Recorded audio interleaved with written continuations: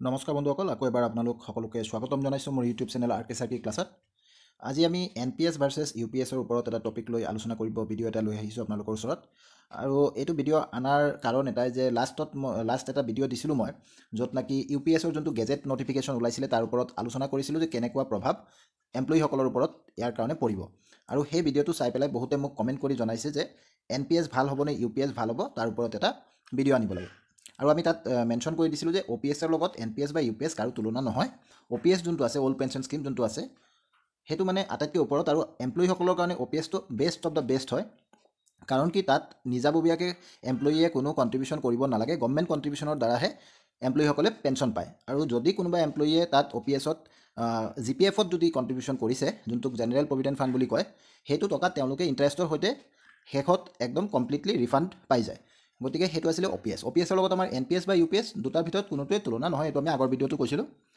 তো যদি আপোনালোকে সেই ভিডিঅ'টো চোৱা নাই, বহুতে চাইছে, বহুতে কমেণ্ট কৰিছে, লাইক কৰিছে, শ্বেয়াৰ কৰিছে, যিমান পাৰে সেই ভিডিঅ'টোক মানুহে সঁহাৰি জনাইছে। কিন্তু যদি আপোনালোকে চোৱা নাই, তেন্তে মোৰ কমেণ্ট বক্সত চাব, পিন কমেণ্টত আপোনালোকে সেই ভিডিঅ'টোৰ লিংক পাই যাব।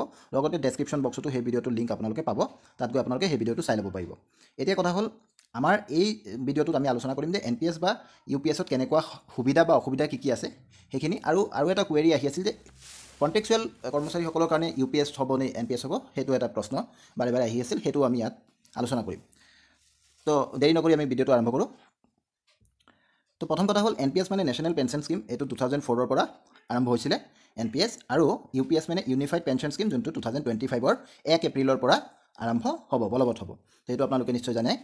এতিয়া কথা হ'ল যে NPSত কি হয়, NPSত বেচিকেলি কি হয় যে NPSত এমপ্লয়ীসকলে মানে কৰ্মচাৰীসকলে নিজে কণ্ট্ৰিবিউশ্যন দিয়ে। কিমান দিয়ে?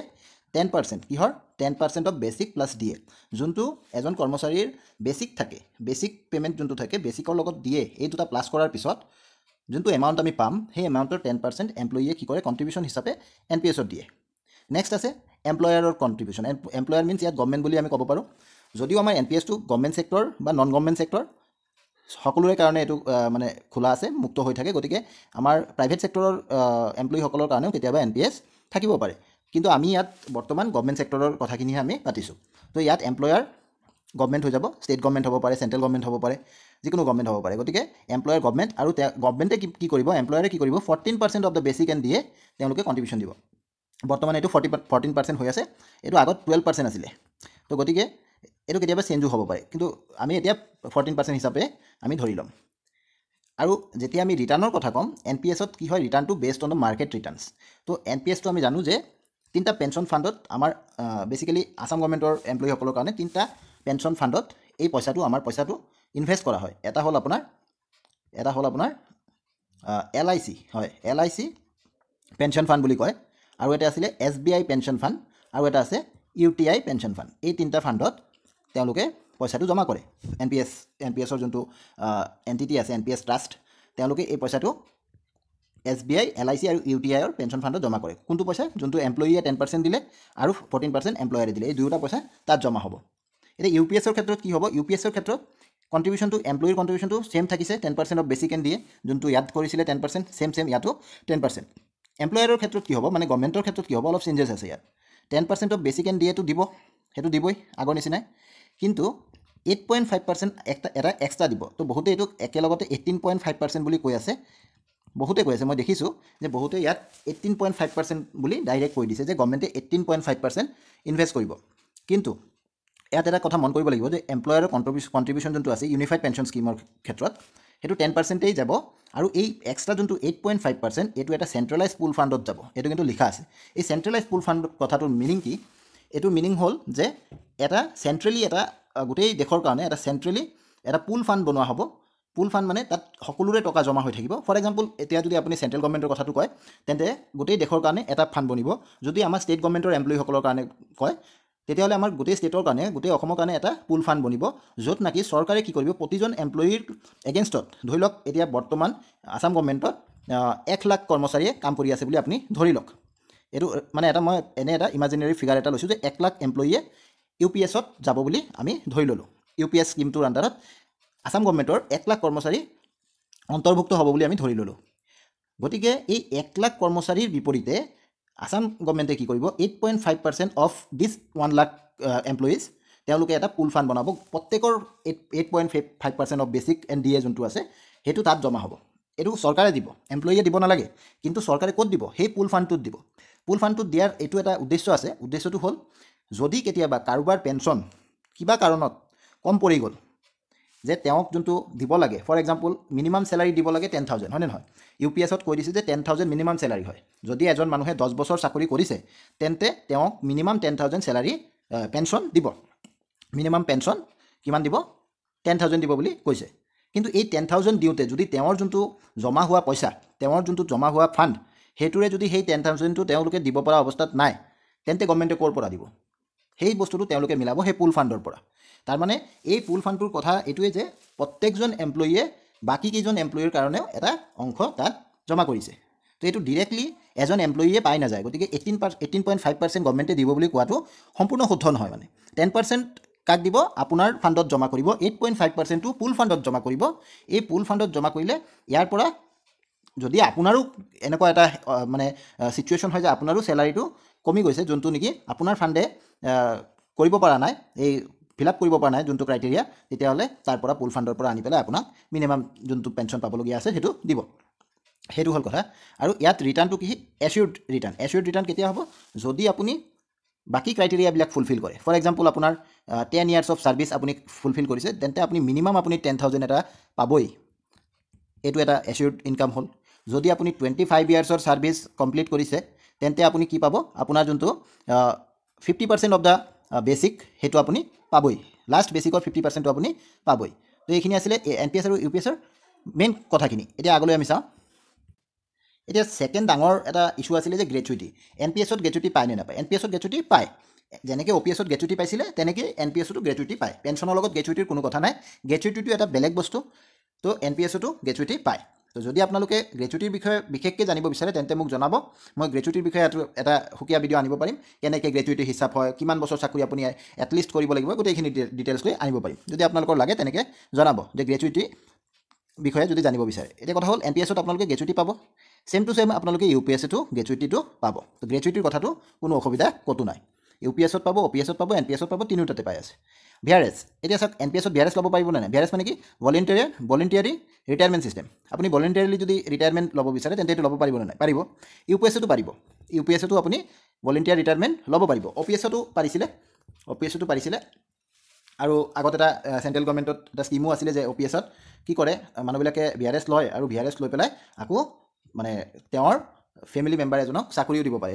ৰেলৱেত এই বস্তুটো বহুত হৈছিলে তো এতিয়া বৰ্তমান সেই বস্তুটো নাই আপুনি VRS ল'ব পাৰিব কিন্তু এই চাকৰি দিয়াৰ মানে চিষ্টেমটো এতিয়া উঠাই দিছে তো গতিকে UPSতো VRS ল'ব পাৰিব কিন্তু ইয়াত এটা কথা আছে যে আপুনি VRS যিমান বয়সতে নলওক কিয় কিন্তু আপুনি পেঞ্চনটো কেতিয়া ষ্টাৰ্ট হ'ব আপোনাৰ ছুপাৰ এনুৱেশ্যনৰ ডেৰ পৰা তাৰমানে আপুনি ফৰ এক্সাম্পল আপুনি 50 ইয়াৰ্ছত আপুনি কি কৰিছে VRS লৈ লৈছে হয়নে 50 ইয়াৰ্ছত আপুনি VRS লৈছে কিন্তু 50 ইয়াৰ্ছৰ পৰা আপোনাৰ পেঞ্চন ষ্টাৰ্ট নহয় UPSত আপুনি যেতিয়া 60 ইয়াৰ্ছৰ হ'লেহেঁতেন আপুনি যেতিয়া 60 ইয়াৰ্ছ পালেহেঁতেন তেতিয়াৰ পৰাই আপোনাৰ পেঞ্চন ষ্টাৰ্ট হ'ব তো এইটো এটা ল'ফল বুলি ক'ব লাগিব ফৰ এক্সাম্পল আপোনাক চৰকাৰে এটা সুবিধা দিছে যে আপুনি VRS ল'ব পাৰে গতিকে আপুনি 50 ইয়াৰ্ছত VRS ল'লে 50 ইয়াৰ্ছত VRS লোৱা মানুহজনে এতিয়া 60 ইয়াৰ্ছলৈকে 10 বছৰ তেওঁ বহি থাকিব লাগিব তেওঁৰ পেঞ্চন পাবলৈ তো এইটো এটা মানে ল'ফল বুলি মই ক'ম আৰু নেক্সট কি আছে মিনিমাম ছাৰ্ভিচ তো NPSৰ ক্ষেত্ৰত মিনিমাম ছাৰ্ভিচৰ কোনো কথা নাই যিমান বছৰ আপুনি পইচা জমা ৰাখিব সেই অনুপাতে আপুনি পইচাটো ৰিটাৰ্ণ পাব কিন্তু UPSত যদি আপুনি মিনিমামটো বিচাৰে যোনটো এচিউৰ্ড মিনিমাম আছিলে মিনিমাম পেঞ্চন তেতিয়াহ'লে আপোনাৰ কমচে কম 10 বছৰ আপুনি ছাৰ্ভিচ দিব লাগিব মিনিমাম 10 বছৰ আপুনি ছাৰ্ভিচ দিব লাগিব যদি আপুনি লেছ দেন 10 ইয়াৰ্ছ ছাৰ্ভিচ দিয়ে তেন্তে আপোনাৰ UPSৰ ক্ষেত্ৰত আপুনি একো নাপায় তো গতিকে সেইটো এটা মই মানে ল'ফল বুলি ক'ম নেক্সট কি আছে চাওক নেক্সট NPSত আছে পেঞ্চনটো কেনেকৈ হিচাপ হ'ব NPSৰ ক্ষেত্ৰত পেঞ্চনটো হিচাপ হ'ব যে আপুনি যিমান টকা ৰাখিলে কৰ্পাছ বুলি কয় যিমান পইচা আপুনি ৰাখিলে প্লাছ গভৰ্ণমেণ্টে ৰাখিলে মানে আপুনি যে প্ৰতি মাহে মাহে আপোনাৰ বেচিক প্লাছ দিয়ে 10% দি আছে হয়নে কিমান দি আছে 10% প্লাছ আপোনাৰ গভৰ্ণমেণ্টে দি আছে 14% তো এই দুটা মিলি 24% যোনটো কৰ্পাছ হৈ আছে এইটো মাহে মাহে জমা হৈছে তেনেকৈ আপোনাৰ গোটেই ছাৰ্ভিচ লাইফত যোনটো কৰ্পাছ জমা হ'ল হয়নে এই কৰ্পাছটোত আপোনাৰ কি আছে 10% of your contribution 14% of your employer's contribution plus আপোনাৰ যোনটো ৰিটাৰ্ণ পাইছে আপুনি কিবা এটা ৰিটাৰ্ণ পাব আপোনাৰ পইচাটোতো মাৰ্কেটত ইনভেষ্ট হ'ব সেইটোত এটা ৰিটাৰ্ণ পাব মিনিমাম আমি দেখা পাওঁ যে মানে মিনিমাম 8%ৰ এটা ৰিটাৰ্ণ থাকে যেতিয়া আপোনাৰ ছাৰ্ভিচ লাইফটো বা আপোনাৰ ইনভেষ্টমেণ্টৰ সময়টো যদি আপুনি অলপ দীঘলীয়া কৰিব পাৰে। আপোনালোকে এতিয়া নিশ্চয় বৰ্তমান যুগত সকলোৱে SIPৰ লগত পৰিচিত, ছিষ্টেমেটিক ইনভেষ্টমেণ্ট প্লেন যোনটোক কয়। তো SIPৰ ক্ষেত্ৰত হয়তো আপোনালোকে নিশ্চয় ক'ৰবাত নহয় ক'ৰবাত SIP কেলকুলেটৰৰ হিচাপ কৰি চাইছে। যদি আপুনি SIPটো 1 বছৰ 2 বছৰ 5 বছৰৰ কাৰণে কৰে তেন্তে আপুনি যিমান ৰিটাৰ্ণ পাব সেই সেম বস্তুটো ক্ৰাইটেৰিয়া বাকীখিনি সেম ৰাখি পেলাই সেইটোক যদি আপুনি 10 বছৰ 15 বছৰ 20 বছৰৰ কাৰণে কৰে সেই SIPত কিন্তু আপুনি খুব ভাল ৰিটাৰ্ণ পাব। গতিকে মেইন খেলটো হৈছে আপুনি কিমান দীঘলীয়া পিৰিয়ডৰ কাৰণে বস্তুটো ইনভেষ্ট কৰি ৰাখিব পাৰে, পইচাটো আপোনাৰ কিমান বেছি টাইমৰ কাৰণে ইনভেষ্ট হৈ থাকিব সেইটোৰ ওপৰতে নিৰ্ভৰ কৰে। গতিকে ইমানবোৰ ফেক্টৰ চাই পেলাই আমি যদি এটা ছাৰ্ভিচ লাইফটো যদি আমাৰ অলপ দীঘলীয়া হয় তেন্তে আমি 8% মিনিমাম মানে তাতকৈ কম নহয় এনেকুৱা ক'ব পাৰি। তো মিনিমাম 8% যদি আমি এটা গেৰাণ্টিড ৰিটাৰ্ণ ধৰি লওঁ তেন্তে আপোনাৰ 10% of your contribution, 14% of your employer's contribution and the returns from the market, এই গোটেইখিনি মিলি যোনটো হ'ব এইটো কি কয় কৰ্পাছ বুলি কয়, হয়নে? তো এই কৰ্পাছটোৰ 60%, কিমান পাৰ্চেণ্ট? 60%। ফৰ এক্সাম্পল আপোনাৰ যদি ধৰি ল'লোঁ এই তিনিটা মিলি আপোনাৰ কণ্ট্ৰিবিউশ্যন, এমপ্লয়াৰৰ কণ্ট্ৰিবিউশ্যন আৰু ৰিটাৰ্ণ মাৰ্কেট ৰিটাৰ্ণ, এই তিনিটা মিলি যদি আপোনাৰ 1000 টকা জমা হৈছে, 1000 টকা যদি আপোনাৰ 1000 টকা, এটা এক্সাম্পল লৈছোঁ, 1000 টকা যদি জমা হৈছে তেন্তে তাৰ 60% কিমান হ'ব? 600 টকা। এই 600 টকা আপুনি ৰিটায়াৰমেণ্টৰ টাইমতে উঠাব পাৰিব, ঠিক আছে? Will be given to the employee at the time of retirement, ঠিক আছে? 600 টকা পাই গ'লে থাকিল কিমান? 400 টকা। এই 400 টকা 40% যোনটো এইটো আপোনাৰ এনিউইটি প্লেনত ইনভেষ্ট কৰা হ'ব। এনিউইটি মানে সেইটোৱেই যোনটোত আপুনি জমা কৰিলে বিভিন্ন ধৰণৰ স্কিম থাকে, তাতো এনিউইটিটো বিভিন্ন ধৰণৰ স্কিম থাকে। এটা আছে যে আপোনাৰ এই 40% টকাটো যোনটো থ'লে, ফৰ এক্সাম্পল ইয়াত আমাৰ 400 টকা হ'ব, এই 400 টকাটো আপুনি যেতিয়া জমা থ'লে এনিউইটি প্লেনত, এটা আছে যে আপুনি এই পইচাটো কি কৰিব, আপুনি ক'ব যে মোৰ কেপিটেলে হৈ থাকিব, কেপিটেলটো মই নধৰোঁ, খালি ইণ্টাৰেষ্টটো মই পাই থাকিম মাহে মাহে, এইটো এটা আছে। আৰু এটা আছে যে নহয় মই ইণ্টাৰেষ্টটো পাম লগতে কেপিটেলটোকো মোক ভাগ কৰি দি দিব, মানে মই 25 বছৰৰ কাৰণে ৰাখিলোঁ, 25 বছৰত মোৰ এই কেপিটেলটোও মই পাই থাকিম ঘূৰাই, আকৌ ইণ্টাৰেষ্টটো পাই থাকিম, সেইটোও আপুনি পাৰিব। আপুনি এনেকুৱাও পাৰিব বোলে এই পইচাটো মই জমা ৰাখিলোঁ, জমা ৰখাৰ পিছত আজি জমা থৈছোঁ, 5 বছৰ মোৰ একো নালাগে, বা 2 বছৰ 3 বছৰ যিমানে আপুনি ক'ব সিমান বছৰ মোৰ এইটোক ডেফাৰ্ড বুলি কয়, এই ইমান বছৰ মোৰ একো নালাগে, পিছৰ পৰা 5 বছৰৰ পিছৰ পৰা মোক ৰিটাৰ্ণ লাগিব। এইবিলাক বিভিন্ন ধৰণৰ প্লেন আছে আৰু প্ৰতিটো প্লেনতে আপোনাৰ যোনটো আপুনি পাবলগীয়া পইচা এইটো বেলেগ বেলেগ ধৰণৰ হ'ব পাৰে। তো আমি ধৰি ল'ম আমাৰ যোনটো এক্সাম্পল আমি আগলৈ ডিছকাছ কৰিম, আমি গাণিতিক বিশ্লেষণ কৰিম দুটাৰে NPS আৰু UPS কিমান টকা আপোনালোকে পাব গৈ আছে। তো সেই গাণিতিক বিশ্লেষণত আমি কিন্তু প্ৰথম চিটুৱেশ্যনটো ধৰিম যে আপুনি পইচাটো জমা ৰাখিছে, আপুনি এনেকুৱা এটা অপশ্যন চুজ কৰিছে য'ত নেকি আপুনি অনলি ইণ্টাৰেষ্টটো আপুনি মাহে মাহে পাই থাকিব, আপোনাৰ যোনটো কেপিটেল আছে এইটো কেপিটেলটো থাকি যাব, সেইটো লাষ্টত আপুনি উঠাব পাৰিব। গ'ল। তো NPSৰ ক্ষেত্ৰত আমাৰ পেঞ্চনটো কি? 60% আপুনি লামচাম এমাউণ্ট হিচাপে পাই যাব, যোনটো আমি লামচাম বুলি কওঁ, একেলগত পাই যায়, আৰু 40%টো আপুনি আকৌ জমা কৰিব, তাৰ পৰা আপুনি পেঞ্চন পাই থাকিব। UPSৰ ক্ষেত্ৰত কি হৈছে? UPSৰ ক্ষেত্ৰত আপুনি কি হ'ব? লামচাম এমাউণ্ট এটা আপোনাক গভৰ্ণমেণ্টে দিব, হয়নে? সেইটোৰ এটা ফৰ্মুলা আছে, আমি যোৱা ভিডিঅ'ত আলোচনা কৰিছোঁ এইটোৰ ওপৰত।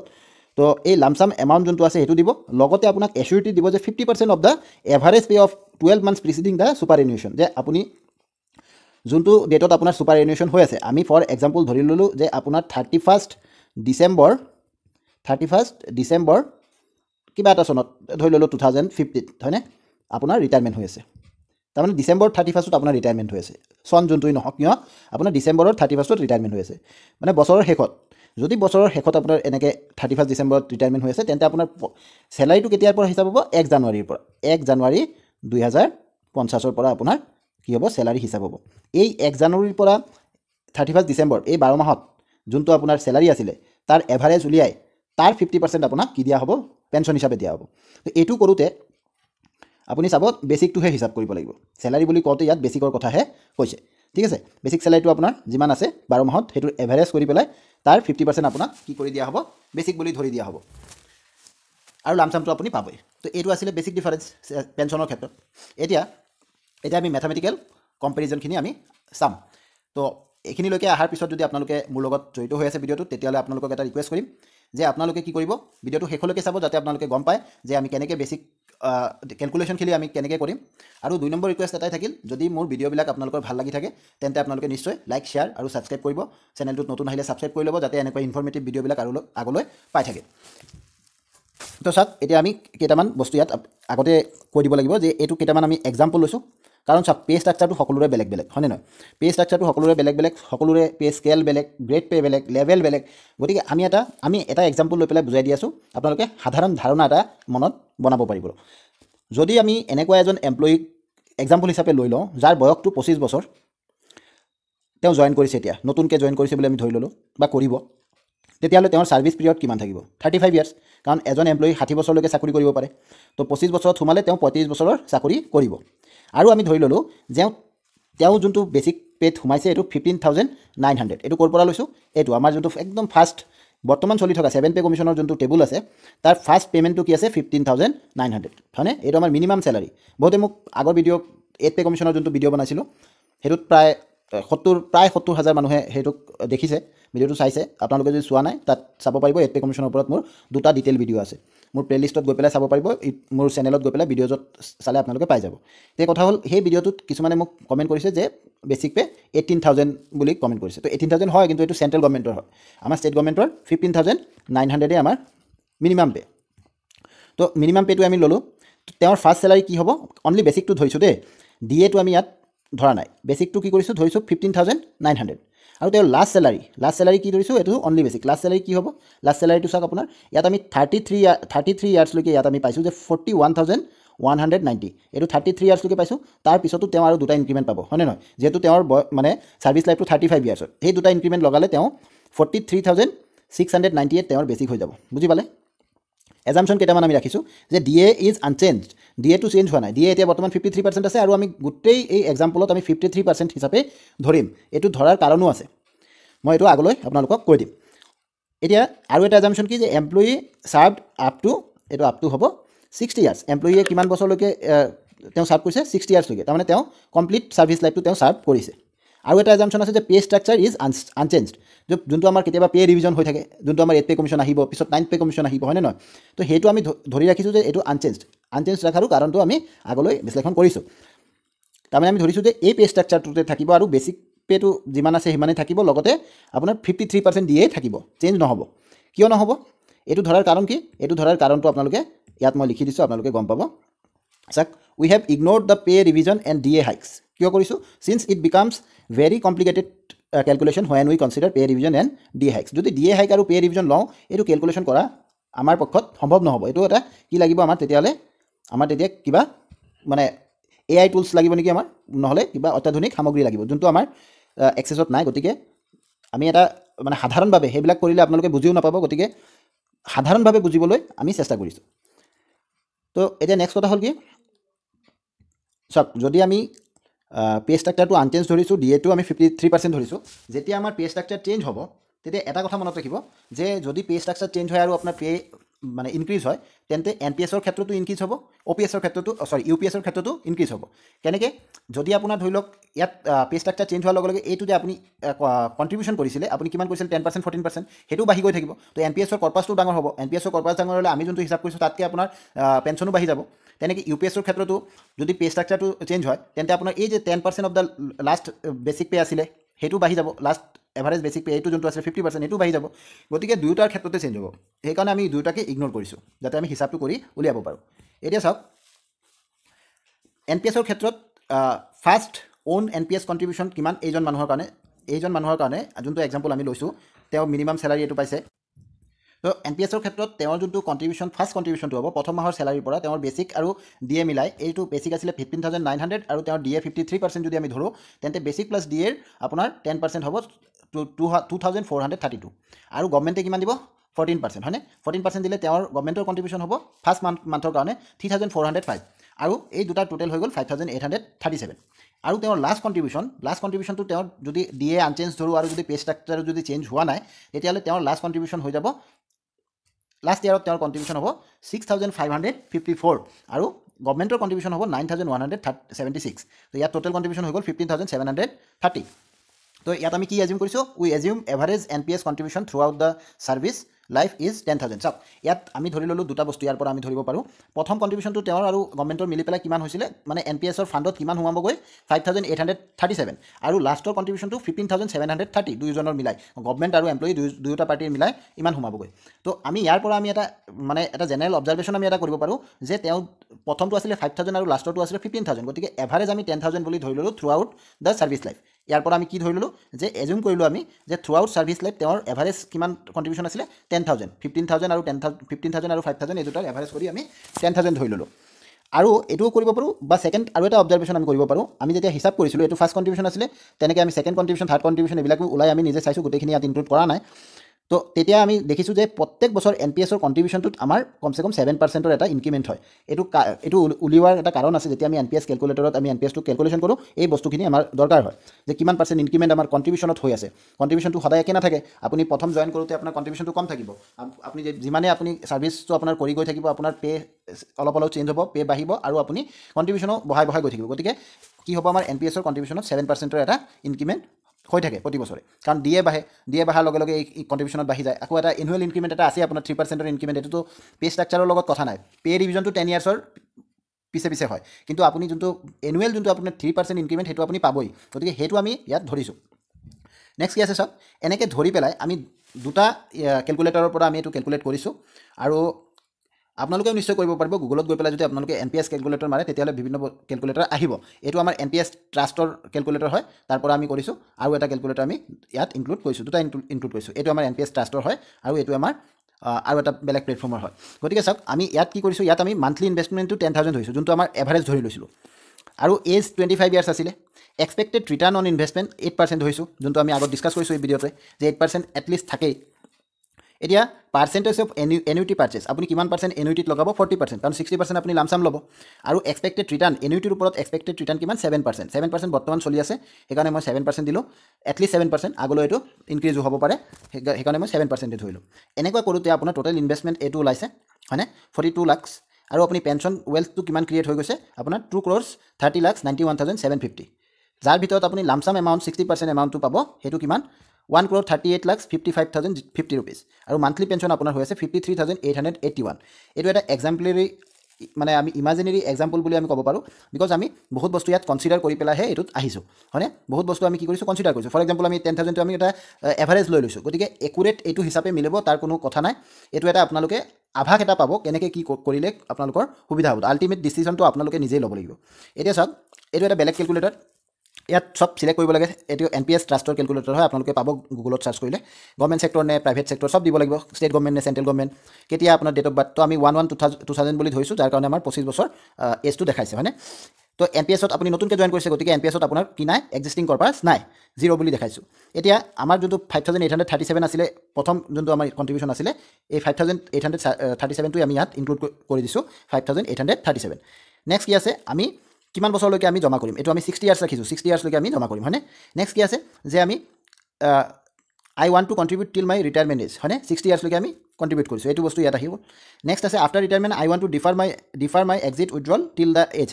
এতিয়া এইটো বস্তু কি কয়? এই ডিফাৰ কৰা, মই যে কৈছিলোঁ এটা এনুইটি বুজাওঁতে, এনুইটিটো মানে আপুনি ডিফাৰ কৰিব পাৰে, যে মোৰ 60 ইয়াৰ্ছত ৰিটায়াৰমেণ্ট হ'ল, কিন্তু 65 ইয়াৰ্ছলৈকে মই কি নলওঁ? পেঞ্চন নলওঁ, আফটাৰ 65 ল'ম, এনেকৈ আপুনি কৰিব পাৰে। কিন্তু আমি সেইটো কৰা নাই, আমি 60 ৰাখিছোঁ। এইটো যে 60 ইয়াৰ্ছৰ পৰাই আপোনাৰ কি লাগিব? পেঞ্চন লাগিব, ডিফাৰ নকৰে। নেক্সট কি আছে? Annual increase in contribution. Annual ইনক্ৰিজটো আমি ওলাইছিলোঁ, যে কিমান ইনক্ৰিজ হয় আমাৰ NPS কণ্ট্ৰিবিউশ্যনত? প্ৰায় 7%-ৰ ইনক্ৰিজ হয়। আৰু আমি my expectation on return on investment, এক্সপেক্টেশ্যনটো আমি কিমান ৰাখিছিলোঁ?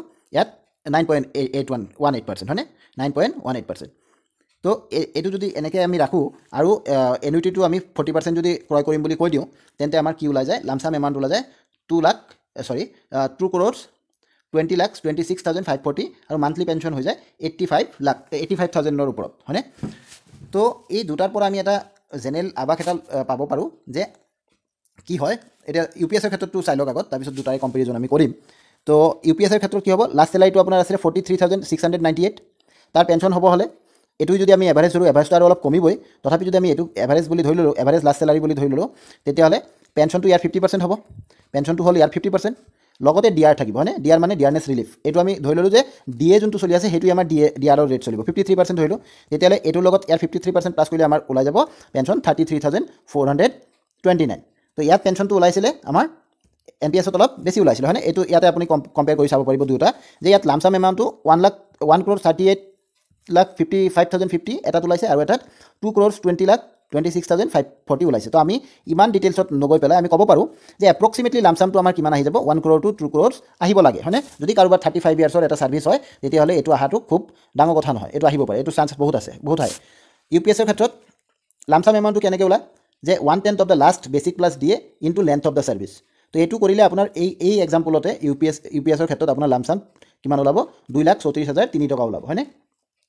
তো ইয়াত এটা বস্তু আমি দেখা পালোঁ, যে আমাৰ কি যোনটো আমাৰ NPS-ৰ ক্ষেত্ৰত মান্থলি পেঞ্চন আছিলে, এইটো এটাত ওলাইছিলে 85,000-ৰ নিচিনা আৰু এটাত ওলাইছিলে আমাৰ প্ৰায় 53,000-ৰ নিচিনা। আৰু লামচামটো আমাৰ ইয়াত এটাত ওলাইছিলে 1,38,00,000-ৰ নিচিনা আৰু এটাত আৰু অলপ বেছি ওলাইছে। কিন্তু আমি দুয়োটাতে দেখা পালোঁ আমাৰ হিচাপ মতে যে NPS-ত পইচাটো অলপ বেছি অহা দেখা যায়। কাৰণ কি, এই আমি যোনটো এক্সাম্পল লৈছোঁ, এই এক্সাম্পলটোত আমি ছাৰ্ভিচ লাইফটো 35 ইয়াৰ্ছ লৈছোঁ। এইটো হ'ল আচৰ ডাঙৰ কথা। এতিয়া এই দুটাৰ পৰা আমি টেক এৱে কি ল'ব পাৰোঁ, কি টেক এৱেজ, চাওক ডিচিশ্যন আপোনালোকৰ, কিন্তু টেক এৱে কি, NPS-ত আপুনি এইটো মানে NPS-ৰ ক্ষেত্ৰত এইটো উল্টা হৈ গ'ল, এইটো UPS হ'ব আৰু আপোনাৰ এইটো NPS হ'ব। ঠিক আছে, UPS-ৰ ক্ষেত্ৰত আপুনি ৰিস্ক ফ্ৰী হয়নে, ৰিস্ক ফ্ৰী হয়, গেৰাণ্টিড পেঞ্চন হয়। এইটো UPS-ৰ ক্ষেত্ৰত যদি আপুনি ৰিস্ক ল'ব নিবিচাৰে UPS-ৰ ক্ষেত্ৰত যাব পাৰে। কিন্তু NPS-ৰ ক্ষেত্ৰত এইটো কি, ৰিস্ক হে তো গেইন হে, হয়নে, পটেঞ্চিয়েলি হাই বাট নট গেৰাণ্টিড পেঞ্চন। পটেঞ্চিয়েল আছে যে আপুনি হাই ৰিটাৰ্ণ পাব, কিন্তু গেৰাণ্টিড নহয়। তো এইটো আটাইতকৈ ডাঙৰ কথা হ'ল আপোনাৰ চইচৰ কথা, হয়নে। আৰু আপুনি যদি আপোনাৰ কেনেকৈ মানে নিজৰ ব্যক্তিত্ব যেনেকুৱা, আপুনি যদি ৰিস্ক লৈ ভাল পায় তেতিয়াহ'লে আপুনি NPS-ৰ ফালে যাব পাৰে। কিন্তু যদি আপুনি ৰিস্ক ল'বলৈ মন কৰা নাই তেন্তে আপুনি UPS-ত থাকিব লাগিব। আৰু এটা কথা কি, UPS-ত গেৰাণ্টিড হয়, কিন্তু 10 ইয়াৰ্ছ আপোনাৰ কি কৰিব লাগিব, ছাৰ্ভিচ দিব লাগিব। যদি এইটো আপোনাৰ NPS হৈ গ'ল, যদি আপুনি NPS-ত থাকিব পাৰে তেন্তে আপুনি হৰ্ষদ মেহতাৰ নিচিনা হ'ব হৈ যাব পাৰে। কিন্তু আপুনি যদি আপোনাৰ কেৰেক্টাৰ যদি হৰ্ষদ মেহতাৰ নিচিনা নহয়, ৰিস্ক যদি ল'ব নিবিচাৰে, যদি আপুনি এওঁৰ নিচিনা হ'ব বিচাৰে তেন্তে আপুনি UPS-ত যাব পাৰে। এইটো মোৰ নিজা এটা মই ক'ব পাৰিম যে মোৰ এটা দৃষ্টিভংগী। গতিকে আপোনালোকে আৰু এটা কথা মন কৰিব যে য'ত নেকি আমাৰ কৰ্পাছটো এইবিলাক ডাঙৰ হয়, কৰ্পাছটো যদি আমাৰ ডাঙৰ হয় আৰু যদি আমি এটা লং টাইমৰ কাৰণে ইনভেষ্ট কৰোঁ তেতিয়াহ'লে আমাৰ NPS বেটাৰ হ'ব লাগে। আৰু যদি আমাৰ কৰ্পাছটো সৰু হ'ব বুলি আমি ভাবোঁ, আমাৰ যদি ছাৰ্ভিচ লাইফটো 10 ইয়াৰ্ছ 12 ইয়াৰ্ছ 15 ইয়াৰ্ছ তেনেকুৱা হ'লে আমাৰ UPS-টো ভাল হ'ব বুলি আমি ক'ব পাৰোঁ। তো NPS কাৰ কাৰণে ভাল, NPS তেওঁলোকৰ কাৰণে ভাল যিসকলৰ ছাৰ্ভিচ লাইফটো মোৰ দেন 15 ইয়াৰ্ছ 20 ইয়াৰ্ছ, 20ৰ পৰা যাৰ বেছি ছাৰ্ভিচ লাইফ আছে তেওঁৰ কাৰণে NPS নিশ্চয় ভাল অপশ্যন বুলি মই ভাবোঁ। কিন্তু আকৌ এবাৰ কৈছোঁ যে চৰকাৰী কৰ্মচাৰীৰ কাৰণে NPS UPS এইবিলাক যিমান আছে সকলোতকৈ ভাল OPS। আৰু আমি সকলোৱে মিলি আমাৰ এটা লক্ষ্য স্থিৰ কৰিব লাগে যে আমি OPS-ৰ কাৰণে চৰকাৰক জোৰ দিব লাগে। বিভিন্ন ষ্টেজত আমি কি পাওঁ, আমি চান্স পাওঁ যে আমি মাত মাতিবলৈ বিভিন্ন ষ্টেজত কমচে কম 5 বছৰৰ মূৰে আমি এটা ইলেকশ্যনততো আমি চান্স এটা পাওঁৱেই। গতিকে সেইবিলাকলৈ আমি মন কৰিব লাগে আৰু OPS-ৰ কাৰণে আমি জোৰ দিব লাগে, সেইটো আটাইতকৈ বেষ্ট হ'ব। বাকী NPS আৰু UPS-ত যদি মই যিখিনি বুজাইছোঁ তাত কিবা যদি আপোনালোকৰ বুজিবলৈ আৰু বাকী থাকি গ'ল তেন্তে মোক কমেণ্ট বক্সত জনাব, মই নিশ্চয় চেষ্টা কৰিম যাতে আপোনালোকৰ সেইখিনি যিখিনি বুজাত কষ্ট হৈছে সেইখিনি যাতে বুজাই দিব পাৰোঁ। ধন্যবাদ।